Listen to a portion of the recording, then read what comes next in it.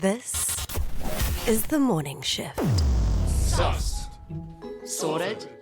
Shifted. With sorted.org.nz, giving you the free tools and guides to all things money. Ah, yes, we welcome you back to another chance to upskill ourselves in something, you know what, that we probably haven't even thought of. Absolutely. And this week and this month is no different, thanks to our friends at Sorted, of course, sorted.org.nz. Yes, sir. Place you can go and learn everything for free. They're not trying to get you in there.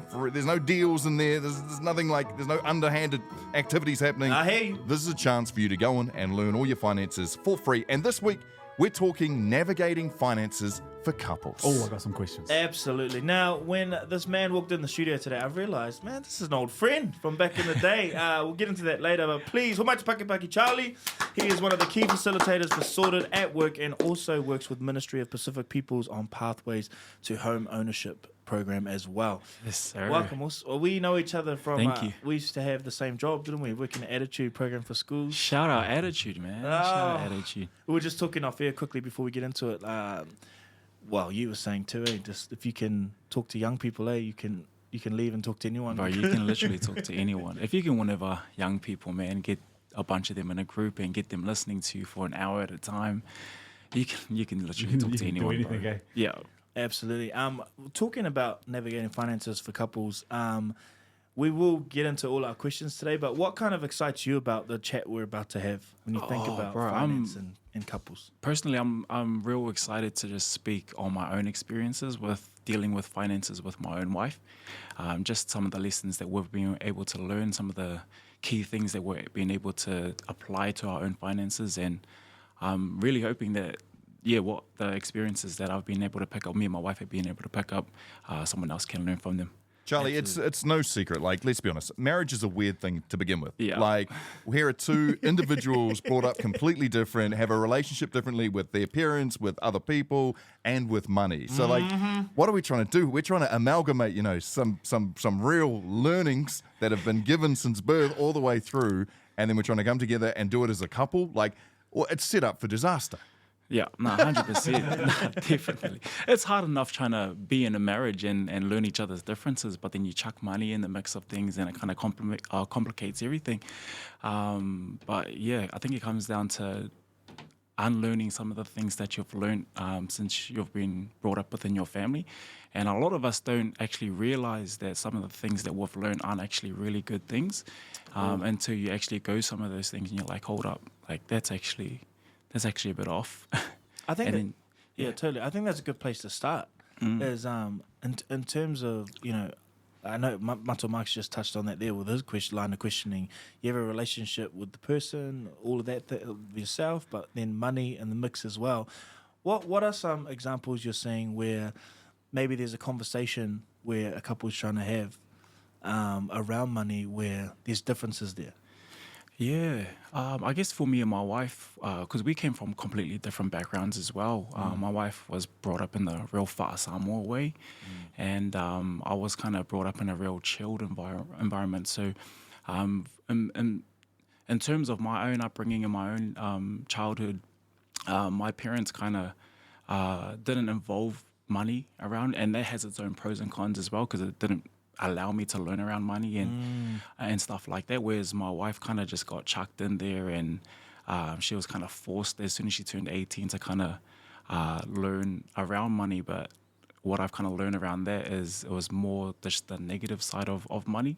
And when me and my wife came together, she had all these just these negative tendencies when it came to money, and we kind of unpacked some of those things, and we were able to realize what was healthy and what was unhealthy based on the things that we learned around money. I think having a sense of autonomy over what you earn and things like that can actually be a good thing for couples. And we're not here to say there's a completely right or wrong way. 100%. But based on your personal experience, when you talk about having those accounts, that's a conversation, right? That's a game plan. So can you talk us through your lived experience around how you do it and what kind of works with having separate accounts? And particularly, we're talking money, but conversations, right? Yeah. There's people. I think there could be a lot of people listening to this who they might have it sussed or they're trying to get it sorted. You know what I mean? So That was good.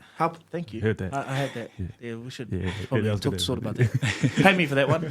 But you know what I mean, bro? Like, what does Yeah. that conversation actually sound like? And you guys are I assume you're in a place now, but where have you come from? Honestly, bro, we got married, and our intention was to like have a joint bank account, but I think we just got lazy, bro. Like, we just didn't get around to doing it, and it got to the point where we were just like, it's working for us, and like, why change it? So we got married, and then I sat down with my wife and was just like, are we gonna like have a joint bank account so we can kind of share anything? And she gave her feedback, and she was just like, no, it's all good the way it is, and you have access to my bank account, I have access to your bank account. It's kind of the same thing. It just means that we don't need to go to a bank and kind of get it joint. So yeah, we had that conversation, and then ever since we've been married for like 7 years now, and it's kind of just Still kinda married, that's good. yeah, 100%, man, 100%. Charlie, you're working out in the community. What's something that couples that you've found is almost a common theme that pops up when it comes to talking about navigating finances for couples? What's something that you are like, okay, I've been here before, I've heard this before. What's something that's a common, I guess, stumbling block for us as couples out there? Yeah, off the top of my head, it's always the budgeting thing, eh? Yeah, so as soon as we get into budgeting and why it's important to budget, and what your budget should look like based on what your incoming is, and what your outgoings are, and as soon as we mention budget, you just see like every couple look at each other, give each other the eye. They're like, yeah, we made that budget last week, and you haven't started. Like they chuck those like slight jabs at each other, but it's always when we get to the budgeting thing, because it's so complex, man. It's so difficult to stick to. Sometimes. Do you guys have a budget within your relationship, and how did you come up with that? Is that something like there's one of the tools that we can use, or how does yours work? Yeah. So before I started at Sorted, me and my wife used to budget on a random red book that we just found in our house, where it's like, we need to get on top of our finances, and we need to sort this thing out. So my wife was like, so cool, we'll put the kids down, and then once everything's quiet, we can kind of just navigate our finances. So we opened this book, and we put our both our salaries in there, what we get every fortnight, what are we spending on rent, what are we spending on gas, food, everything, all our expenses. We calculated that with a calculator, and then whatever we had left, the number that showed, then we opened this discussion of what do we want to, what's the intention with this leftover money? What do we want to do with it?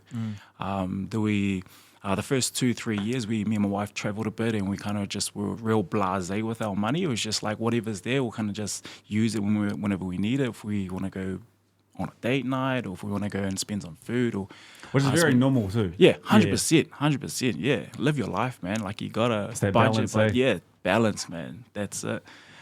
So yeah, first 2-3 years of our marriage, we were kind of just like, yeah, if the money's there, we'll just use it. Like, let's spend the money, make some memories, man. But then once the kids came around, we kind of just like, yeah. So we kind of had to real tighten up that budget. We couldn't be as loose with our money as we wanted to be. So once the kids came around, we started to think long term.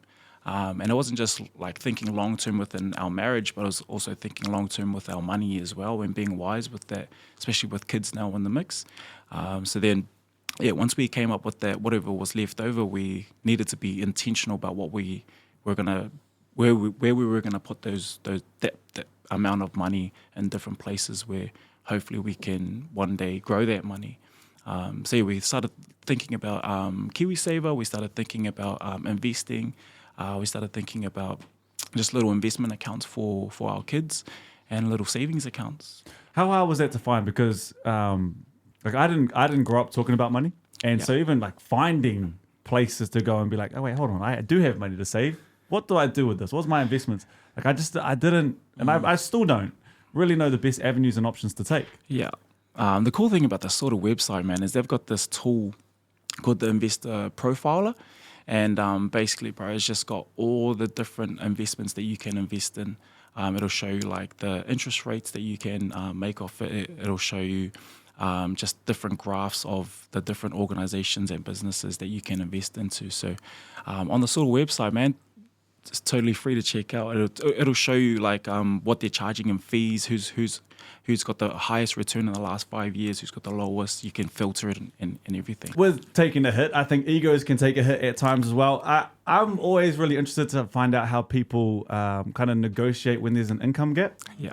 And Let's how talk you about it. Let's talk about it. and how Give you examples, Charlie. Yeah, how you navigate those waters. Like what maybe some tools that you would have when there's probably 50% of relationships, if not more, have Yeah. that big income gap. Yeah, I'd speak to my own like experience. It's a little bit different being married. When you're married, you're kind of just like, cool, this is us, this is everything. Yours is mine, mine is yours, kind of thing. So, how me and my wife were able to navigate that is actually coming to terms that like what I own is hers and what she owns is mine, regardless of how much she makes. I'm in a similar situation where my wife owns way more than me, but she doesn't come home storming through the door saying, "I just brought home the bacon." Like, yeah, I set the tone in this house. Nah, my wife, yeah. So Which is Why important. doesn't she do that? Because in some, what do those conversations sound like? Because in some homes, that is how it gets. yeah. That I is think how it can be. I think in my own household we don't hold money as authority. Ooh, there's a bar. That's the Yeah. first bar. So Ooh, yeah. unpack that, bro. Unpack that. So money's a tool for our family, where it's gonna help. That's good. Yeah, it's gonna help grow our family, and it's not the main thing. It's just like something on the side to kind of help grow us.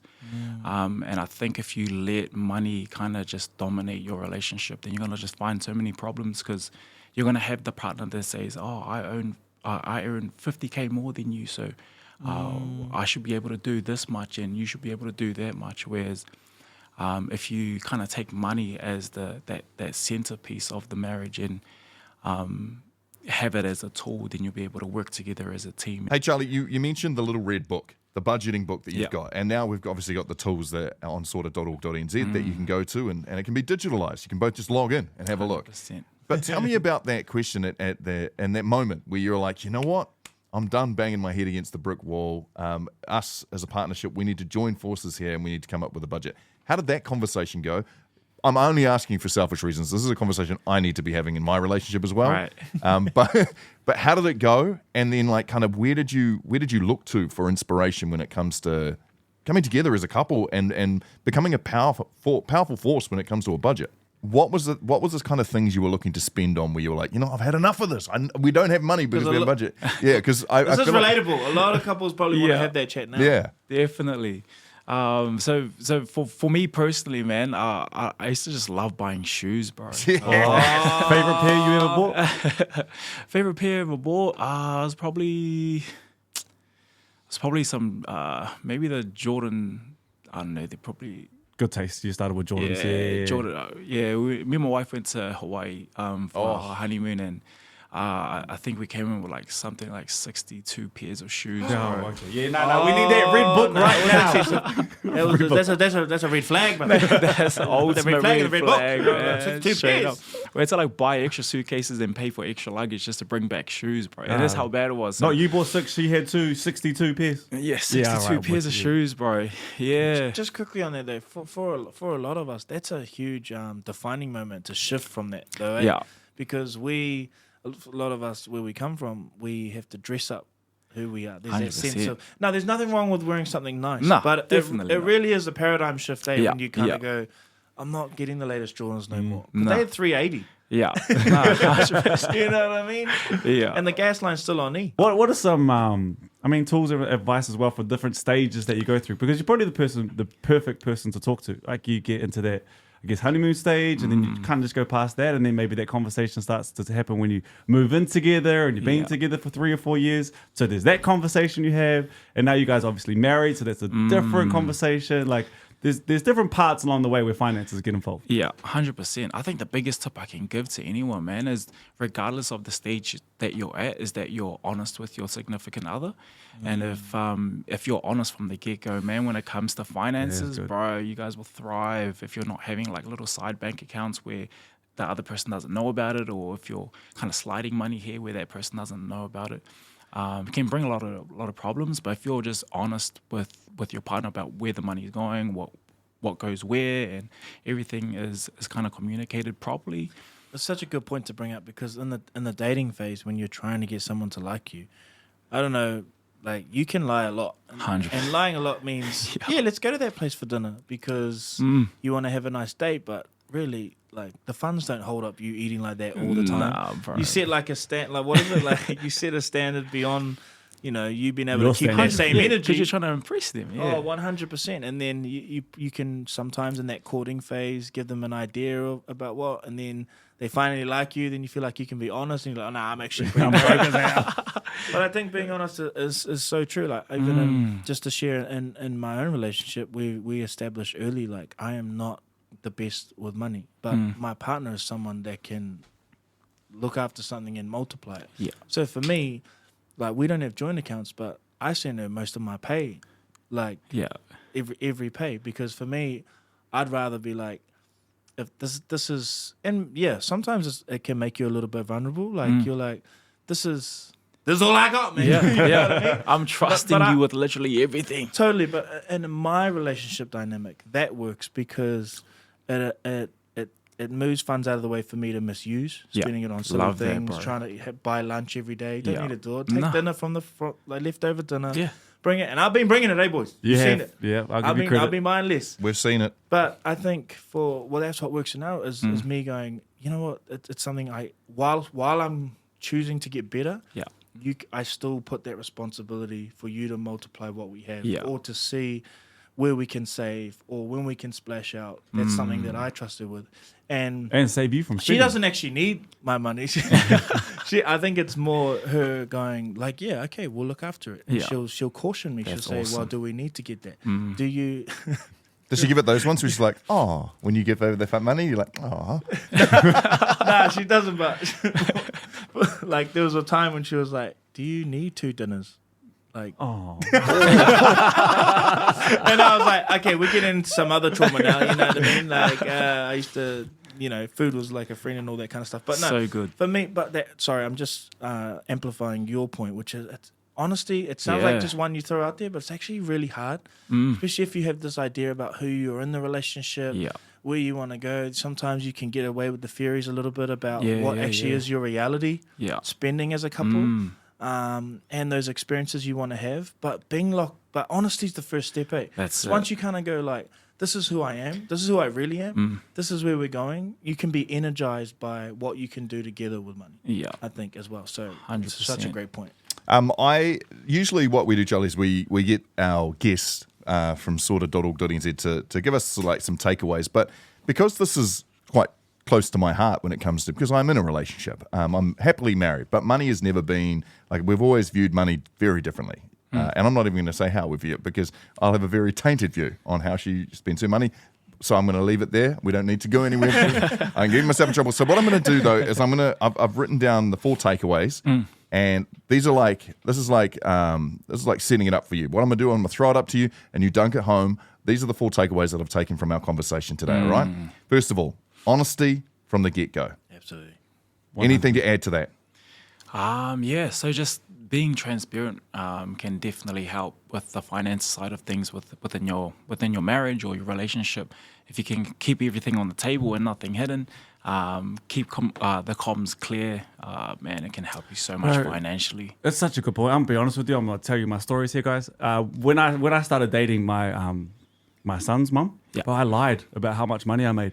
But the burden that I live You with, do though, right? the burden. I'm sure I'm not the only person that has lied about Yeah. it. But I just wanted to be like, yeah, no, I'm making this amount of money. Yeah. You work on radio, you think like you're supposed to. No, there was no money being made. Yeah. But I lived with this burden for a long time, knowing she's gonna see it sometime soon. You know, and it's a heavy weight to live with. Because It when she is, was like, bro. hold She on, didn't ask you to hold lie. on a Yeah. second. That's told not me. what. But to your point, I wish I lived with the level of honesty then, because that was a heavy burden to live with. Yeah. And you're so true to that point. And if you're not carrying around that weight, bro, it's gonna come out like you said one day or another, bro, Yeah. and you're gonna have to front it. She was like, wait a minute, yeah, is that the wrong way around or? And often that if you start there, if sorry, we are going to get back to these 3 points quickly. Sorry, man. But if if you are being honest and they don't like it, that's a good indication. Like Yeah. this is probably not the right person. That's So it. Don't get into the but there's that tension of who we're supposed to be, what we're supposed to earn, That's it. how we're supposed to provide. you know, Yeah. and that's definitely a real thing. So brothers, if you're listening, particularly because we are brothers too, we hear that and we make that point. Say you make less. Yes, you Undersell yourself. They always like under you promise. and you've got the You list, bro. always under promise. Over deliver. that's- 38K, yeah, baby. Full time. Takeaway number 2. Identify your frivolous spending. Identify the things that, as a couple, you're spending money on that you probably don't need to be spending money on. Yeah. Anything to add to that? Yeah, not only just couples, but even as individuals as well, like what you spend your money on. When I was at Attitude, man, I was spending a ridiculous amount of money on coffee, bro. And you've been to the parenting place, bro. There's a cafe downstairs. Hey, they give you a discount too. How much Bro. coffee are you drinking, baby? Bro, they did have a discount. And That's then, another thing. You got to fit in with white people at these meetings. You know? Yeah. But no. So we had a rule at Attitude, bro. And if we started at 8:00 and you got a 15-minute buffer. And if you pass that buffer, if you're like 8:15 and 1 second, you owed someone a coffee. Me being from Otara, South Auckland, heading out to Green Lane, sometimes you get jammed in that traffic, bro, and you kind of have to pay joke. for a coffee. And every time I had to pay for a coffee, I was like, well, if I'm buying someone else a coffee, I'm gonna buy myself a coffee as well. And there's like almost $8 to $10, bro. And they could sometimes be up to like 3 times a week. Yeah. And Adds up. Yeah. So looking at what you're spending individually as well, not only just as a couple, looking at that, looking at how many coffees like myself are you buying per fortnight or per pay, can actually really pull back on the spending. Absolutely. Takeaway number 3. Find yourself a joint goal and then join forces on a good budget. Yeah, that's it. That old cliche, the teamwork makes the dream work. Absolutely. Man. Teamwork makes the dream work. And if you're both working towards that goal, setting just little milestones. I always like to encourage people to, when you get paid, to pay yourself first. If you have so me and my wife, we have, as soon as we get paid, we have an allowance every fortnight. And I told her the importance of paying ourselves first, paying our allowance first before we pay anything. Because we've worked for it, man. Like we've worked hard for that money. And although our bills do need to get paid, like we also need to pay ourselves as well. So just giving ourselves that leniency to have that allowance to live a little. You know, like we were saying at the beginning, like it's hard enough trying to survive and budget and stuff like that, but we need to live at the same time and be able to enjoy life as well. Absolutely. And I know that obviously the people at Sorted, your team at sorted.org.nz, they allow us to have these conversations. They support it. So a good chance to, I guess, give a plug to sorted.org.nz with the budgeting tools that they have there. Yeah, shout out Sorted. On the Sorted website team, there's a bunch of tools on there. There's a budgeting tool on there where you can actually use it as a list or have it as visuals. I'm a real visual person, so Let me guess, 60 pairs of shoes as your visual goal? No? not today, man. Not anymore. But on the budgeting tool, yeah. So you can put in how much you as an individual or you and your partner or spouse bring in every month or fortnight or week. Chuck that in there, and then it's got just a bunch of different list of things that we spend in life. So you've got like your rent or your mortgage. Then you've got like if you spend money on like Netflix subscriptions and stuff like that. Then you've got like kids' pocket money. All of that stuff gets calculated, and after you've done all your expenses, all your outgoings for that fortnight or for that little period, at the top it'll show you how much you have left. So once you've got whatever you have left, then you actually can start those conversations of what can we intentionally do with this money. And that's where I think we can quite nicely close this to the sense that you were talking about people, you know, who you're dealing with at the moment who are barely surviving when it comes to how much money is coming into the house and how much is going out. That's the hope right there, right? Once you see where it's all going, once you can see that this is how much you have to spend, that gives you that glimpse of hope where you're like, okay, cool. Okay, if it's that this week, what might it be next week if I do a couple of extra things, or you know what I mean? And that's that building of hope, which I love. So it's cool to have that. Right, final takeaway, and I love this one. This is the one that I think we feel like we could probably put on a T-shirt. Absolutely. Money is a tool, not an authority in the household. Yeah, man. Yeah, just for myself, not growing up around money. Even my wife, she wasn't the richest person in her classroom or in the neighborhood. We growing up, without money, kind of just helped heaps. Even though we struggled as kids, it's helped. Just not center our lives around money. And the cool thing about it is now that we've come together and we're married now. We've never seen money as like just that main thing. We've kind of just seen money as that tool to kind of help us. Yeah, so not centering everything on money, man, because things it can really complicate things. It can be evil, Yeah, It can be. but it can be amazing. Thank you so much for your time, brother. Thank you so much to Sorted as well. Amazing. And I hope anyone who's listening, perhaps it's just jogged the conversation. Maybe it's just pushed it forward that, hey, if we want to get these goals done, if we want to move ahead, if we want that hope, get ourselves a budget, get ourselves some focus, and let's do it as a couple. Way easier doing it as a couple. And 100%. And maybe we should be a little more honest with those little outputs of money that you have hidden under the bed. I hear you. Shout out to the single. Thank you, Charlie, bro. Ciao, Thank you, Charlie. bro. Thank you. shout out team. Sussed. Sorted. With sorted.org.nz, giving you the free tools and guides to all things money.